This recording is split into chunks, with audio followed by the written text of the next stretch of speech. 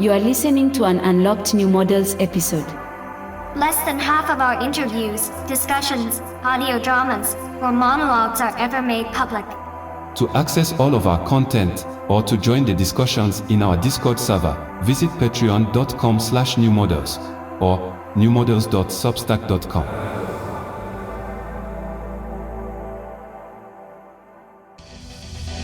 You're now listening to New Models.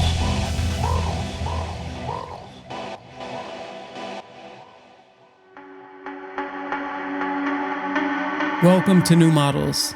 This podcast was recorded with writer Dean Kissick in early February.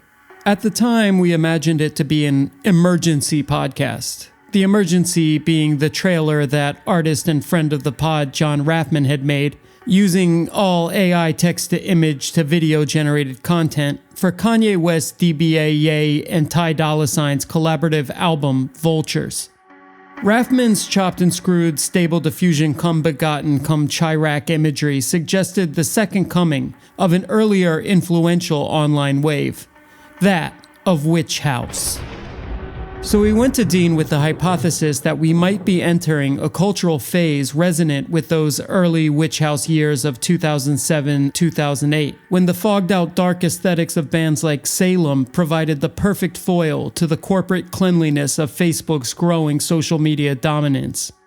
Witch House is indeed one of the things we talk about with Dean in this episode, but the conversation ultimately went somewhere else.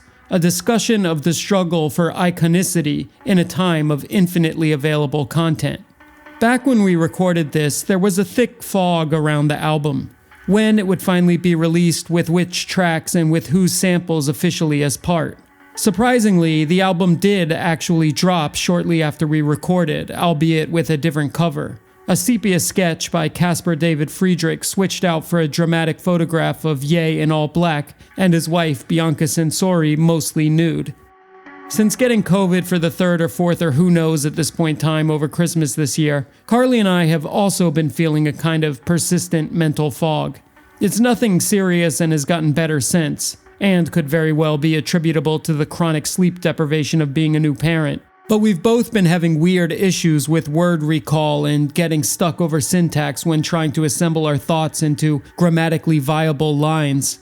The more skizzed conspiratorial part of my brain imagines that this is what the lab-leaked COVID virus was really designed to do, to compromise our ability to use and parse language even while machine learning models master it. The eventual result? Our total dependence upon, and thus loss of cognitive autonomy to, our new AI overlords. Through the effects of COVID, we would become empty shells, puppets, organized and directed by centralized computational intelligences, with our sense of free will maintained only by an illusion of conscious agency. In a way, it's fortunate that all of the fogs, Ye's, COVIDs, and the steam from our overclocked freelance schedule led us to delay the release of this pod until now. For one, actually listening to the album, I found its vibe less Witch House Second Coming and more mindless NPC, although I don't mean that in a disparaging way. It is spectacularly mindless, with thrilling production that seems to dance on a razor edge between present and future. Ye, the GOAT NPC, appearing faceless on the cover, wrapping an endless stream of idiosyncratic memes over idiosyncratic collages of samples.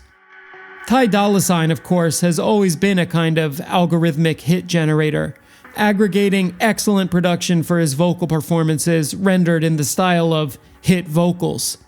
Together, the result is an album empty of meaning but full of affect and memetics, and it hints towards a particular possibility of art in the AI age.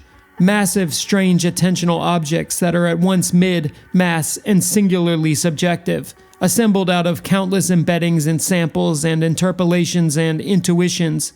AI plunderphonics meets meme magic piloted by heretical influencers. We knew nothing of the actual substance of the album when we recorded this episode, but oddly the conversation rings of those themes anyways. Probably because Dean Kissick is always an excellent guest and one who can often read the future. As for the episode's Witch House focus, I think perhaps I had been picking up on something related but a bit bigger. The first apocalypse of my lifetime was supposed to happen in the year 2000, as the popularity of the World Wide Web exploded and the Y2K bug loomed. Then, as smartphones revolutionized the internet in the Witch House years, another apocalypse was imminent. 2012. It was written. And Nostradamus and the Mayans agreed. Now, here we are in 2024, the year of AI and Ye, genocide and war, the third round of this 12-year cycle, and things feel more apocalyptic than ever before. The apocalypse is often mistakenly thought of as an event, but it is an era. Perhaps this year, all the signs finally reach a tipping point, and we realize that we've been living in the end times all along. I'm Lil Internet, joined by my co-host Carly Busta. Our guest is Dean Kissick. Let's get into it.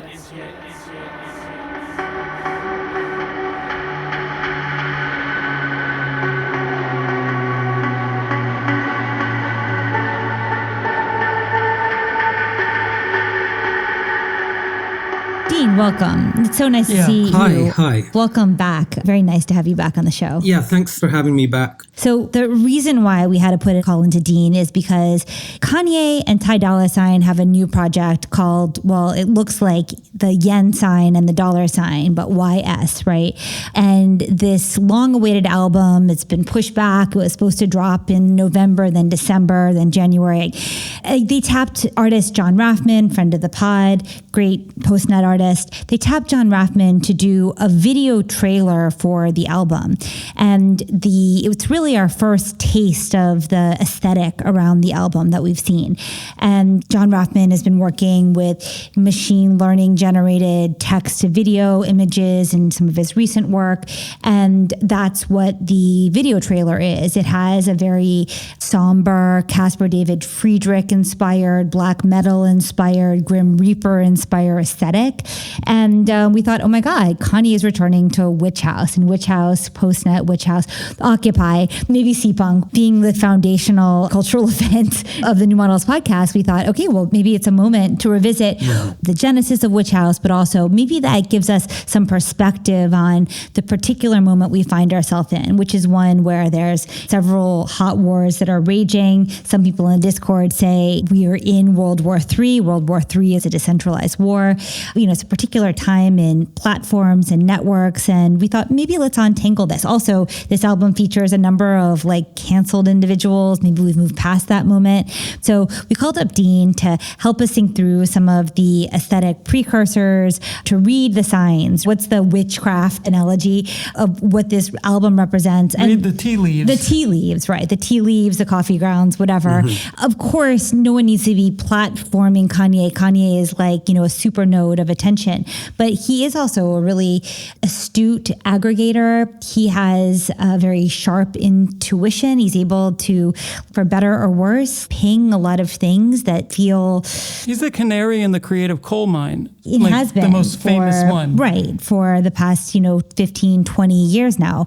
So we thought that Dean has the sharp semiotic skills to help us with this. But so Julian came to Dean with a thesis yesterday. So first of all, Witch House, and I would put the years as towards the end of 2007, I think this aesthetic started taking shape, 2008.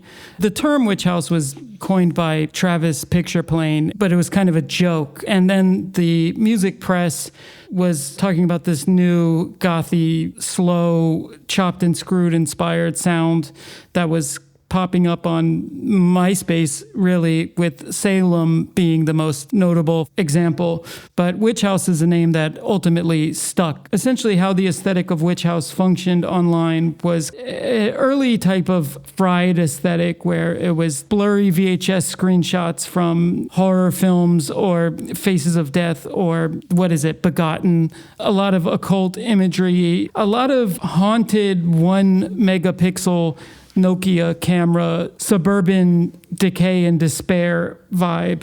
And it kind of struck this really strong contrast against the arriving Web 2 sleekness, the kind of shiny and glassy Pruitt-Igoe arrow, and then, the ascendancy of Facebook's kind of suffocating plainness, and a general flood of normies and corporations to the online world. And so Witch House not unlike Milady Today or something, generated its own posting style and resisted recuperation by the search engines by always using Unicode characters in all of the artist names. So they would have triangles and crosses and lightning bolts and whatever. To the point where letters. if somebody friend requested you and they had that aesthetic, they used that posting style. You sort of friended them just because they spoke that language. Well, as MySpace was falling away and Facebook was kind of becoming ascendant, you also had a lot of people using Facebook in the wrong way. MySpace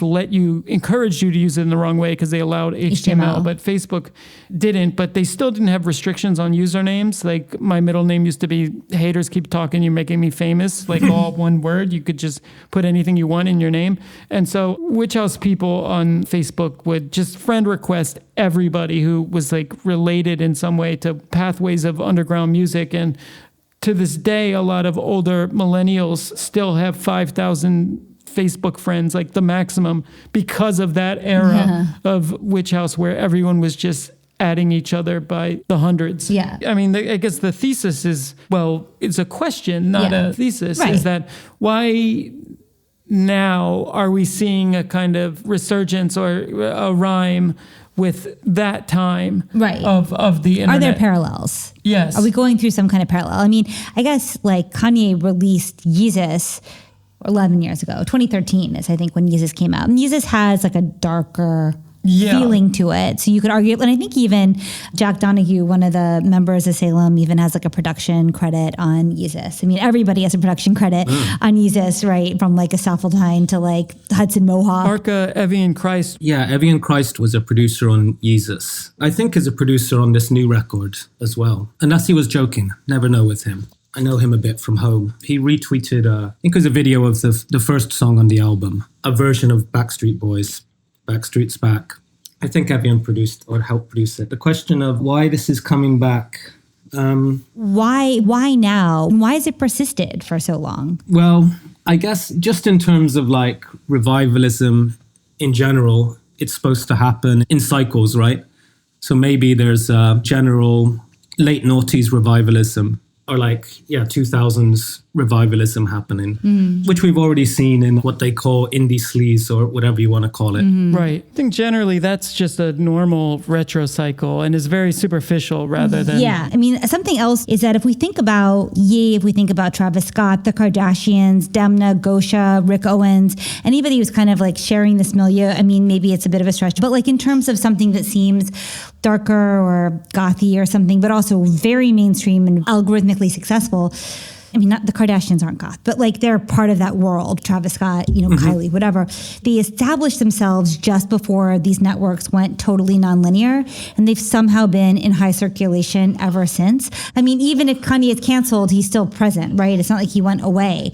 And now I think Kanye named Gosha the new creative director of Yeezy, which he's relaunching, and I think Gosha's relaunching his line as well. And so it's a retro cycle, but is it even? I mean, are we in this time now where it's like, do we call it a retro cycle or is it like a pulsation? It's like, did it ever really go away? Witch House became SoundCloud rap. It became drainer culture. It then kind of became like some kind of ascended angelicism thing. Is this just like Kanye ascended or descended? Can we think about revivalism, or do you think it actually is like some other property? Well, I think we can think about this in terms of revivalism. Okay, let's do it. That's an interesting place to start, and we can see if that works. I have some other ideas too, but it is just an interesting question, like how we are due and we kind of seem to be in some senses having a revival of that period, the 2000s.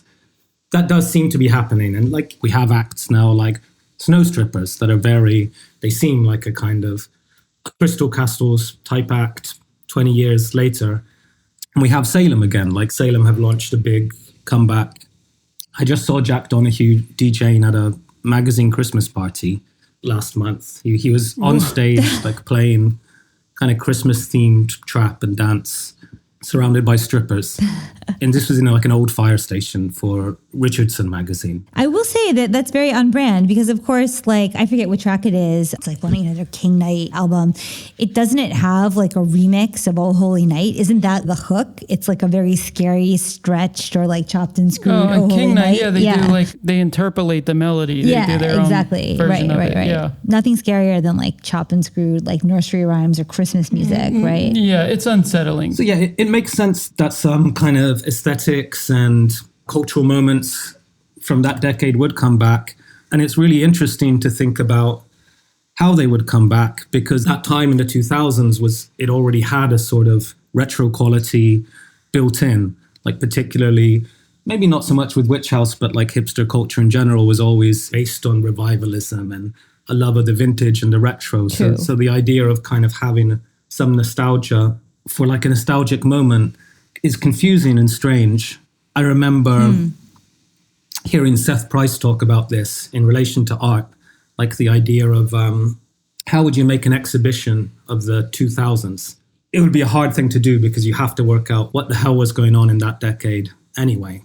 So aside from this general idea that things happen in cycles, if we go back to 2007, 2008 specifically, I can do a little potted history of this period because this is a time I've been kind of thinking about and writing about. Oh, right. I mean, side note, Dean, you're currently working on a book that takes stock of what also, I know Ben Davis has been thinking about, Josh has been thinking about, we have been thinking about, that there's a kind of caesura that happens in culture, certainly in the art world, somewhere between the financial crisis 2007, 2008, and what that then led to in the art market, and then the present. Yeah, I mean, I'm trying to write this book, but I just went into the very unfinished manuscript and I searched 2007. It might be that the world changed in a huge way in 2007, 2008. And this Witch House aesthetic was just the first signs of this change, and that we're still in this changed world. So, of course, we still have Witch House, and it never went away. And this was the beginning of magic and witchcraft and all of this. But before then, just on a basic history level, 2007 was when the iPhone 1 went on sale. 2007 was when Tumblr launched. Tumblr was maybe the main site for kind of witch house aesthetics. 2007 was also when Netflix and Pornhub began streaming. It was when Britney Spears shaved her head. That was in February, I think, 2007. March 21st, Kim's sex tape came out. Wow. And then October 14th, the first episode of Keeping Up with the Kardashians started streaming. So at the time, we're kind of moving from like that old model of celebrity pop star Britney Spears to the new reality star, Kim Kardashian, who of course go on to play like a big role in Kanye's life. And then 2008, Facebook released its mobile app. That was when Facebook exploded in popularity. 2008 was when the National Gallery in London authenticated this Da Vinci's Salvator Mundi, the kind of this lost painting of the savior of the world. And it was, of course, also the financial crisis.